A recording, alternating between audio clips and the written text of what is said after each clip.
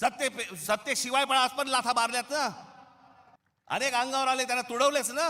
पण तुम्हाला ह्यांचा मास, या सगळ्या लोकांचा, सत्ताधाऱ्यांचा तुम्हाला उतरवायचा या निवडणुकीमध्ये. कुठेही बेसावध राहू नका. माझी आपल्याला सगळ्यांना एक फक्त सांगणं आहे, हे ईव्हीएम मशीनवरती लक्ष ठेवा.